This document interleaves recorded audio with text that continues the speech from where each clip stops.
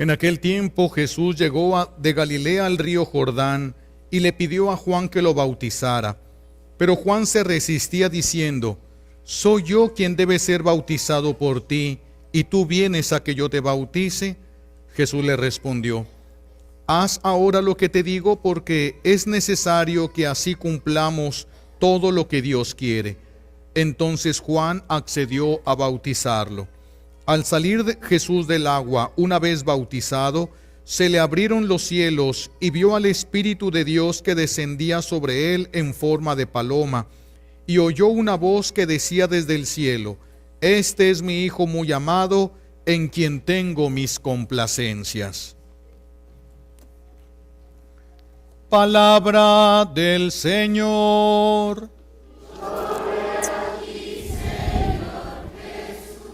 Recibimos la bendición con la palabra de Dios.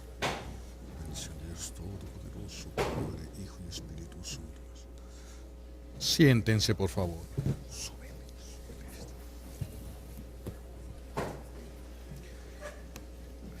Estamos hoy celebrando la fiesta del bautismo de nuestro Señor Jesucristo.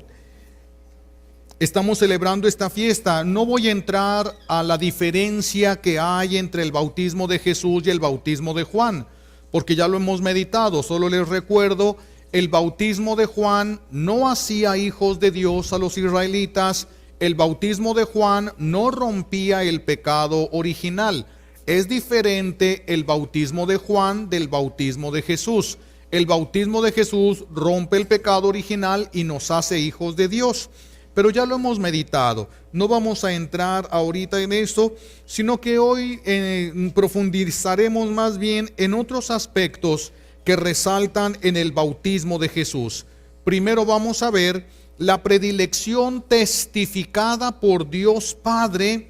Es una predilección a Jesús que Dios Padre está testificando, y la segunda es la justicia divina que está casi escondida desde el bautismo hasta la cruz. Tenemos que profundizar en eso y la gracia que se necesita para poder entender y salir del pecado.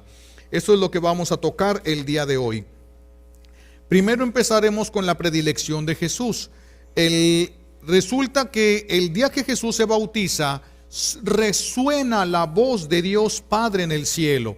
Muchos, el primero que lo escucha es Juan el Bautista. Él lo escucha y es un testigo, no cualquiera, es un profeta de Dios, el más grande del Antiguo Testamento. Entonces no es cualquiera el que nos está dando el testimonio, y por eso no hay posibilidades de mentira o de engaño en él. Entonces él oyó la voz de Dios Padre. Otros solamente escucharon un trueno.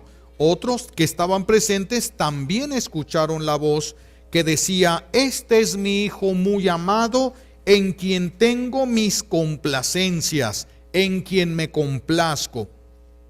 Estas palabras de Jesús son palabras que tenemos que poner mucha atención nosotros. Mucha atención, porque el entender este misterio, de ahí depende el que tengamos vida eterna o muerte eterna. De que entendamos este misterio. Dice Dios Padre: este es mi Hijo muy amado, es el único de su misma naturaleza. Nosotros somos adoptados. Jesús es el único de su misma naturaleza. Y dice: es mi Hijo muy amado, en quien yo me complazco. Así es de que alguien quiere complacer a Dios Padre. Alguien quiere complacer a Dios Padre, imite a su Hijo Jesucristo. Es el único que es todo complacencia para Dios Padre. El que quiera agradar a Dios tiene que imitar a su Hijo Jesucristo. No hay de otra. ¿Por qué tenemos que hacer esto? ¿Cuál es la ganancia para nosotros? Si tú vives en la tierra para complacer a Dios, Dios te complacerá en el cielo. Entonces tú vas a recibir más de lo que le des a Dios. No vas a poder tú darle tanto a Dios como Él te puede dar. ¿Qué le podemos ofrecer nosotros en la tierra? ¿Qué le podemos ofrecer? Cositas nada más, con nuestro ser tan limitado después del pecado original. En cambio, si Dios te sirve en el cielo, si Dios va a complacerte en el cielo, lo que pidas, si no existe, Dios lo crea para ti. ¿Se imagina nada más? Entonces es conveniente para nosotros. Nosotros somos los que vamos a ganar sirviendo a Dios en la tierra. Así lo dijo Jesús: el que me sirva a mí en la tierra, yo lo serviré. Lo sentaré en la mesa y yo mismo, y Él es Dios, lo serviré. Por eso nos conviene. El que complace a Dios en la tierra, Dios lo va a complacer en el cielo. Entonces es una conveniencia para nosotros buscar complacer a Dios. Es una conveniencia entonces para nosotros. Ahora, vamos a ver la otra parte del bautismo de Jesús. ¿Qué significa y hacia dónde nos lleva? Porque miren, la expresión es complacer a Dios o pagar consecuencias. El que no complace a Dios va a tener que pagar las consecuencias de no haberlo obedecido, de no haberlo amado, de no haberlo seguido. ¿Sí? El no corresponder al grandísimo amor que Dios nos ha tenido nos va a salir muy caro. El no corresponder al grandísimo amor que Dios nos ha tenido nos va a salir muy caro. Porque el que desprecia la misericordia de Dios, solo le queda la justicia. Si yo desprecio la misericordia de Dios, me voy a encontrar con la justicia divina el día de mi muerte. Por eso es necesario, es conveniente corresponder al amor de Dios desde este mundo, corresponder al amor de Dios. Por eso vamos a profundizar en este misterio. Es preciosísimo y es necesario entenderlo para aprender a vivir de manera que a Dios le agrade. Vamos a ver el bautismo entonces de Jesús. ¿Qué es lo que sucede cuando Jesús recibe el bautismo de parte de Juan? Juan bautizaba como una señal de arrepentimiento que preparara a las personas a aceptar, que preparara a las personas a recibir a Jesús. Juan ofrecía este bautismo de arrepentimiento. Pero Jesús nunca ofendió a Dios Padre. Nunca lo ofendió, ni siquiera cometió un pecado venial. Entonces, ¿de qué se va a arrepentir Jesús? De ningún pecado personal, porque no los cometió. Cuando Jesús va con Juan, es porque toma nuestros pecados, se echa la culpa de nuestros pecados, de todo lo que nosotros hemos despreciado a Dios. Él se echa la culpa. ¿Y qué sucede? Lo hace con la intención de absorber la justicia divina hacia Él. Absorber la justicia divina. Esto es importante que lo entendamos, es muy importante. Voy a tratar de profundizar en esto, porque hay personas que piensan que la bondad de Dios es tan grande, que la misericordia de Dios es tan grande, que va a cerrar los ojos al mal que hemos hecho. No se puede. Dios no va a cerrar los ojos al mal que tú o que yo hagamos. Nunca los va a cerrar, nunca. Hay personas que piensan que se van a ir a confesar y que después de confesarse, cuando el sacerdote les da la absolución, el perdón de los pecados sacramental, como que el pecado desaparece, simplemente como si el pecado ya no estuviera y se acabó. No, así no es. Es un error muy grave pensar en eso. Es un error. Todos los actos que nosotros hagamos, buenos y malos, tienen consecuencias eternas. Eternas. Lo bueno y lo malo tiene consecuencias eternas. Vamos a ver esto en el Antiguo Testamento, porque ya está escrito. Es el mismo Dios ayer, hoy y siempre. Entonces vamos a tomar como ejemplo al rey David. ¿Quién era el rey David? El gran amigo de Dios. Amado, muy amado amigo de Dios, el rey David. El rey David va a tener un hijo que se va a llamar Salomón. Vean hasta dónde ama Dios a David. Cuando Salomón traiciona a Dios con la idolatría, Dios le dice a Salomón: por esto que has hecho, el reino de Israel se va a romper. Te lo voy a quitar y te voy a dejar solo una de las 12 tribus de Israel, y las demás no te van a seguir. Se va a dividir el reino en dos. Pero dice Dios a Salomón: pero por amor a mi siervo David, esto no va a suceder sino hasta que tú te mueras. Es que ese era el hijo consentido de David. Ese era el hijo consentido de David. Vean cuánto amaba Dios a David. Pero vamos a la historia de David para entender la misericordia y la justicia de Dios actuando juntamente. Vamos a verlo en David. David va a cometer varios pecados. El primer pecado fue el pecado de adulterio. Estaban en guerra sus soldados. David se sube a la terraza del palacio, ve a una mujer muy hermosa que comete la imprudencia de estarse bañando. David la ve, se enamora, era una mujer muy hermosa, se enamora de ella, la manda a llamar, se acuesta con ella y después de un tiempo ella le manda a decir a David: estoy embarazada. Y entonces David, para tapar su pecado, manda a traer a su esposo Urías elitita y le dice: ve y descansa, ve con tu mujer. Él lo que quería era que estuviera y que todos pensaran que cuando vino el esposo, por eso ella tuvo el hijo.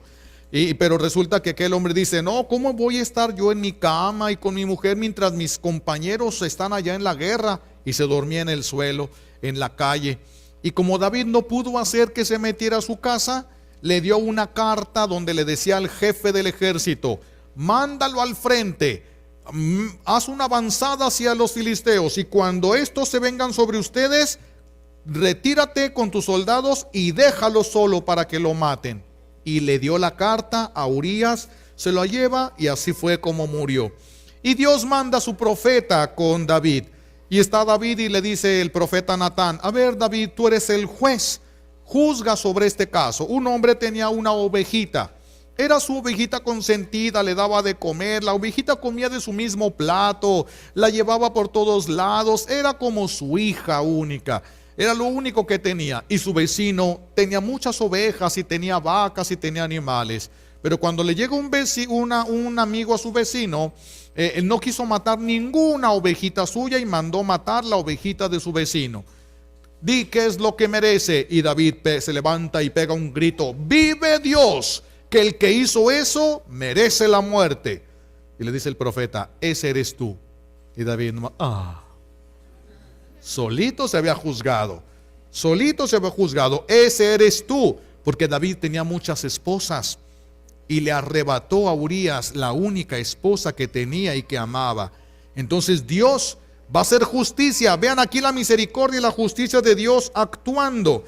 Cuando le dice eso el profeta Natán, David cae de rodillas, llora, escribe uno de los salmos más preciosos que hay en el libro de los salmos, el Salmo 50, que habla del arrepentimiento. Misericordia, Dios mío, por tu bondad, por tu inmensa compasión, borra mi culpa, lava del todo mi delito, limpia mi pecado, pues yo reconozco mi culpa, tengo siempre presente mi pecado, contra ti solo pequé. Está precioso, es un salmo muy largo, es precioso ese salmo. Lo escribe David, fíjense más lo arrepentido que estaba. Cuando David cae de rodillas llorando, arrepentido, le dice el profeta Natán: no morirás, Dios te perdona, no morirás. Eso es lo que le dice. Ahora, ¿significa que ya no pasó nada? ¿Significa que David ya se va a ir de ahí David al cielo? Al ratito habla de... ¿Significa que se van a ir de ahí, ya se va a ir David de ahí al cielo? Y no, imagínense nada más qué es lo que hubiera pasado entonces con Urías. La justicia, no, Dios ya le perdonó, no se va a ir al infierno, pero le tiene que pagar a Urías lo que le debe. Y Dios le va a decir la sentencia. ¿Cuál es la sentencia? Tengan en cuenta que esta mujer va a ser, después de que Urías muere, termina ella el duelo y David la manda a traer al castillo y se queda con ella como esposa. Así, y va a ser la esposa consentida de David toda la vida. De hecho, Salomón es el segundo hijo de ella. Era tan amada de ella que es su hijo, el hijo de ella, el que va a quedar en el trono de Israel. El que va a quedar en el trono. Entonces, David, cuando este hombre muere y ella termina el duelo, la manda a traer, nace el bebé y es cuando Dios manda a Natán. Y Dios le dice: bueno, Dios te perdona. Fíjense, ya lo perdonó Dios, se lo dijo el profeta Natán: Dios te perdona, no morirás. Pero le vas a pagar a Urías. ¿Cómo le vas a pagar? Dios es el que dice cómo. Tú le quitaste a Urías la posibilidad de tener un hijo con su esposa. Entonces Dios te va a quitar a tu hijo. Tu hijo morirá. En 7 días va a morir. Era el hijo consentidísimo de David. Consentido. David no se vuelve a dormir en su cama, se tira al suelo, se echa ceniza en la cabeza, llora, le ruega a Dios que lo perdone, que tenga misericordia. Ya la tuvo, ya le perdonó el infierno. Y pasa un día y pasan 2 días y la gente le insiste, come. David no quiere comer, no quiere nada, está sentidísimo, y su hijo se enferma y se enferma más y más enfermo, y todos piensan, si se muere, se va a morir David. Si se muere este niño, se va a morir. Nomás como está ahorita, que nomás está enfermo. Si se muere el niño, se va a morir David.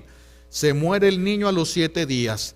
¿Se imaginan que Dios hubiera dicho, le hubiera hecho caso a David? Bueno, ándale pues, que no se muera. Hubiera dicho Urías a Dios, ¿y a mí quién me va a hacer justicia? Para hacerle justicia a Urías, Dios hizo pagar a David. No va a ir al infierno, eso lo va a pagar Dios, pero David tiene que pagarle a Urías. Se muere el niño. Cuando están todos secreteándose, David dice, ya se murió. Y les voltea y les dice a todos, ya se murió mi hijo, ¿verdad? Y todos con miedo le dicen, sí, ya se murió. David se levanta, se baña, se sienta a comer, se va al templo, se pone de rodillas y le dice, Señor, aquí está tu siervo. Lo que hiciste fue justo, está bien lo que hiciste, aquí estoy para servirte. Por eso era amigo de Dios. Por eso era amigo de Dios. Pagó, y con dolor fuerte, lo que le había hecho a Urías. Lo que le había hecho a Urías en cuanto que no lo dejó que tuviera un hijo con su esposa. Pero todavía falta otro pecado, porque no solamente el de adulterio, sino que lo mandó matar. Entonces falta otro pecado. Resulta que cada pecado se paga aparte y de manera diferente. No es de que con este dolor pagas todo. No. Cada pecado tiene su propia pena, tiene su propio sufrimiento. La de la muerte de su hijo solo fue para pagar. La muerte de su hijo solamente fue para pagar el que no le haya dejado tener hijos a Urías. Solamente eso. Ahora viene lo que tiene que pagar por haber mandado matar a Urías. ¿Cuál es la sentencia para pagar este pecado? La sentencia es, tú lo mataste con la espada no se separará de tu vida mientras estés en el mundo. Desde entonces David siempre estuvo en guerra. Su propio hijo Absalón se levantó para matarlo y quedarse con el trono. Tuvo que huir David de la ciudad, tuvo que huir al monte y esconderse en las cuevas para que su hijo no lo matara. Y salen los que eran fieles a David y enfrentan a Absalón con el ejército, se entabla la guerra y Absalón va corriendo en una mula y pasa por abajo de un árbol y se le queda atorada la cabeza en una horqueta de la rama de un árbol. Se queda colgando y llegan los soldados fieles a David, sacan las flechas y le atraviesan con 3 flechas el corazón, lo matan. Y mandan un mensajero, y cuando llega el mensajero dice el mensajero a David, vive Dios, dale gracias a Dios que te ha hecho justicia contra tus enemigos. Y David, ¿cómo está mi hijo? Y aquel pues murió. Y cae de rodillas David con un dolor. Era un hombre que amaba mucho a sus hijos, con un dolor impresionante. Y van y le dicen al ejército, el rey está llorando. Y en lugar de entrar triunfantes y con danzas, entran todos agachados y por la puerta de atrás como escondidos, porque el rey estaba llorando, era su hijo, habían matado a su hijo. Y así fue toda la vida de David. Pero David aceptó esto. Cuando su hijo lo persiguió, él sabía que estaba pagando lo que él había dicho, porque el Señor se lo había mencionado a través de su profeta. Y así va a ser hasta la muerte de David. Y luego no solamente eso, porque David se parece a nosotros, comete otro pecado, el pecado de soberbia. Antes de morir David dice, quiero saber sobre cuántos estoy reinando yo. Y Dios le manda decir a David a través de su profeta, yo te saqué de atrás de las ovejas, Tú no eras guerrero, no eras importante, no sabías nada. Yo te saqué de cuidar ovejas y yo te hice rey de mi pueblo. No es tu pueblo, es mi pueblo. Y David le cae el 20 y dice, otra vez la regué. Y vuelve a caer de rodillas, Señor, perdón, volví a regarla. Y otra vez la misericordia de Dios. Inmediatamente Dios te perdona. Pero hay que pagar. El pecado se tiene que pagar. Una cosa es la culpa y otra cosa es la pena. Dios nos quita la culpa para que podamos ir al cielo y no al infierno. Pero la pena se tiene que pagar. Esa se tiene que pagar. Vean esta justicia de Dios, ya lo perdonó. Dios ya perdonó a David. Vean la justicia de Dios actuando ahora. Dios te perdona, le dice Natán. Pero te dice Dios, escoge entre 3 castigos para que pagues, para que purifiques lo que acabas de hacer. Dios te da a escoger, escoge el que tú quieras. 3 castigos. Primero, 3 años de hambre en todo el reino. Segundo castigo, 3 meses que te van a perseguir, te van a vencer tus enemigos y te van a perseguir para matarte y te vas a tener que ir al cerro a esconder. Ese es el segundo castigo. Tercer castigo, 3 días de peste. Y David se pone a llorar y dice, ay Dios mío, pues si escojo es mejor, pues la peste. 3 días de peste. En esos 3 días de peste murieron 70,000 hombres, sin contar mujeres y niños, por la peste que cayó sobre el lugar. Y Dios ya lo había perdonado, ya no iba a ir al infierno. Pero el pecado, mis hijos, se paga. El pecado tenemos que pagarlo nosotros. Igual la santidad, el que llega a la santidad, también la santidad se extiende hacia las generaciones. Pero el pecado y la maldad que cometemos, también, no solamente nosotros, también lo van a pagar las personas que están bajo nuestra autoridad. El pecado de los papás lo van a resentir los hijos. Por eso, el pecado de los papás lo van a resentir los hijos. Y la santidad de los papás van a favorecer a los hijos. La santidad de los papás va a favorecer a los hijos. Cuando nosotros nos arrepentimos, vamos a traer la experiencia ahora hacia nosotros. Cuando nosotros nos arrepentimos del pecado y lo confesamos, ¿qué sucede? Es algo que no alcanzamos a ver. Es algo que está oculto a la mayoría de los ojos de las personas, pero es importante saberlo hoy que se nos ofrece esta meditación. ¿Qué sucede cuando alguien se va a confesar? Es algo verdaderamente conmovedor. A mí me conmueve mucho. Ahorita les voy a explicar por qué. Cuando yo voy, me siento en el confesionario y me pongo a escuchar los pecados para dar la absolución sacramental, es decir, el perdón de Dios, no el mío. El perdón de Dios, así es como el Señor ha querido que fuera. ¿Qué es lo que sucede? Cuando alguien se acerca al confesionario para exponer, para acusar sus pecados, ¿qué es lo que sucede? Que Jesús agarra ese pecado y se echa la culpa para Él pagarlo. Se echa la culpa porque Él va a pagar la culpa, no la pena. Solamente va a pagar la culpa. Solamente va a pagar la culpa, es lo que nos llevaría al infierno. La pena se puede pagar de diferentes maneras, la culpa no. Entonces la culpa es lo que nos hubiera llevado al infierno. Jesús se echa la culpa de los pecados para que la justicia divina se descargue sobre Él y no sobre ti. Cuando te confiesas, la justicia divina se va a descargar sobre Jesús y no sobre ti, porque no podríamos. Y entonces sucede más de lo que nosotros vemos en la cruz. En la cruz Jesús sufre, vimos la película de Mel Gibson que se quedó corto en comparación con lo que pasó. Vemos hasta donde el cuerpo de Él podía sufrir y no más, hasta donde Él pudo sufrir, pero no vimos cómo sufrió por dentro. La justicia divina lo azota por dentro. La justicia divina lo va a azotar por dentro. ¿Y qué sucede cuando la justicia divina lo azota por dentro? Pues es cuando Jesús va a sentir que Dios Padre lo abandona. Esto es más doloroso para Jesús que todo lo que le pasó en la cruz. Muchísimo más doloroso para Jesús que todo lo que le pasó en la cruz. Mucho más doloroso. Entonces, eso no se va a ver eso no se ve. Vemos lo que le pasó por fuera, no vemos lo que le pasó por dentro. Las penas. Jesús por eso va a decir en la cruz: Padre, ¿por qué me has abandonado?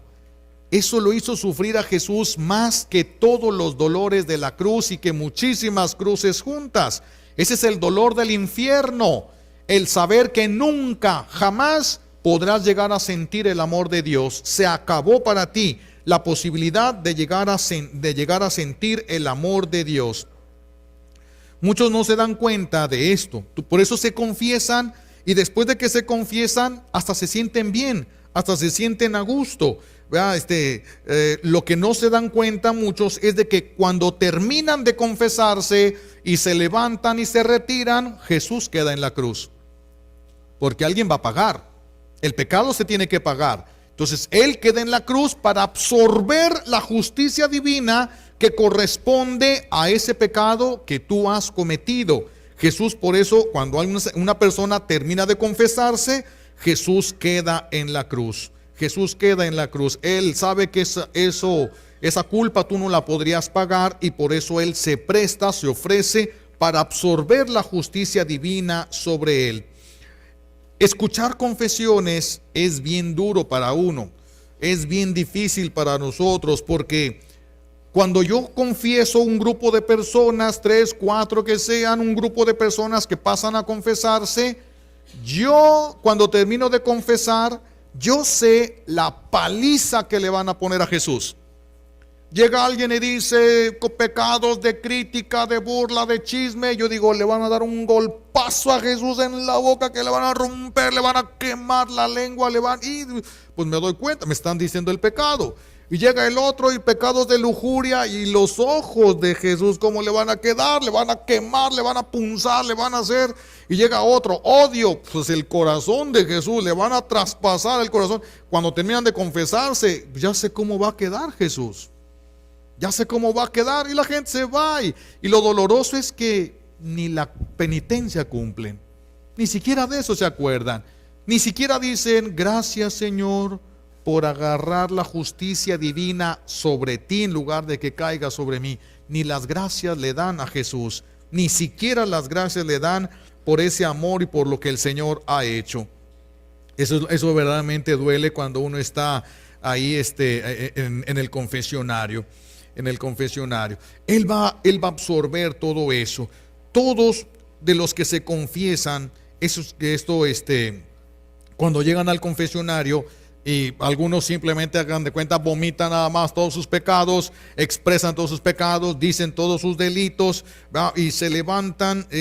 Cuando el sacerdote extiende la mano para dar la absolución, cuando yo doy la absolución, Jesús absorbe la justicia divina para que no te destruya y vivas, tengas vida eterna. Él es el que va a absorber a través de la mano sacerdotal, absorbe la justicia divina para que no se dirija contra ti. Por eso confesarse es escuchar lo mismo que escuchó David: Dios te perdona, no irás al infierno. Eso es lo que Dios le dice a cada persona que se confiesa. Dios te perdona, el sacerdote se lo dice: Dios te perdona, no irás al infierno. Pero es necesario que la justicia de Dios te haga reparar el daño que le hiciste a esas personas. Si viene alguien y se confiesa conmigo y me dice: Padre, les prometí a muchas personas pobres que si me conseguían $1,000, 10,000 pesos, yo les iba a conseguir una casa. Y como 100 personas me dieron el dinero, deme la absolución porque me lo voy a ir a gastar ahorita a Las Vegas. Y si yo le dijera: yo te absolvo de tus pecados, ¿ya se iba al cielo ? Y todos los pobres que les robó el dinero, ¿qué? Yo no le puedo quitar eso. Él, mientras no pague, si no lo paga en la tierra, lo paga después de muerto. Pero pagas porque pagas. O lo pagas en la tierra o lo pagas después de que te mueras. Pero todos vamos a pagar lo que en justicia divina tenemos que hacer para reparar a la persona, ya no a Dios. A Dios ya le pagó Jesús.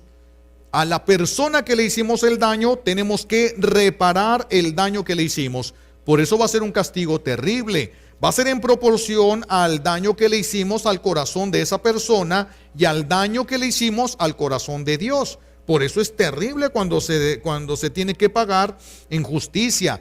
Pero lo que vamos a pagar, aunque fueran unas penas, hagan de cuenta, vamos a poner el purgatorio en 3 áreas para entendernos ahorita. No es que esté así, pero lo vamos a poner en 3 áreas. Y una persona cometió todos los pecados más graves que hay. Entonces esa persona va a llegar al último lugar del purgatorio. El purgatorio tiene 3 niveles. No significa que llegó al tercer nivel porque hizo de lo peor. Ya se quemó ahí el tiempo que tenía, del tercer nivel va al cielo. No. El primer nivel es para pagar. El segundo nivel es para purificarte. Cuando tú le hiciste daño, te manchaste. Ahora tienes que ir a lavar. Segundo nivel, para lavarte. Tercer nivel, para crecer en el amor a Dios. Entonces, dependiendo de qué tan profundo te toca en el infierno, tienes que ir subiendo niveles, pero no vas a salir del nivel más bajo hasta que hayas pagado a todas las personas que les hayas quedado a deber. Allí es donde le pagamos a las personas, no a Dios. A Dios le paga Jesús en la cruz. Le vamos a pagar en el purgatorio a las personas. Por eso, pero este purgatorio, aunque nos tocara en el último nivel, mis hijos, es mínimo el sufrimiento, porque te quitaron el infierno eterno. 1000 años que te mandaran al purgatorio en el peor lugar, 1000 años, de todos modos un día vas a salir, pero del infierno jamás sale un alma que cae ahí.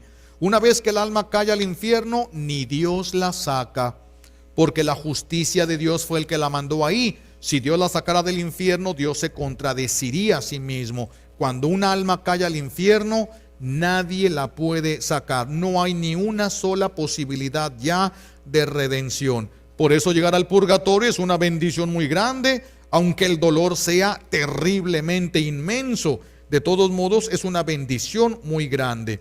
Por eso decimos que cuando Jesús se bautiza, empieza a caminar hacia la cruz. En el bautismo de Jesús ya se enfoca, se perfila a caminar hacia la cruz. Pero hay otro elemento en el bautismo. Desciende el Espíritu Santo sobre Jesús y lo unge.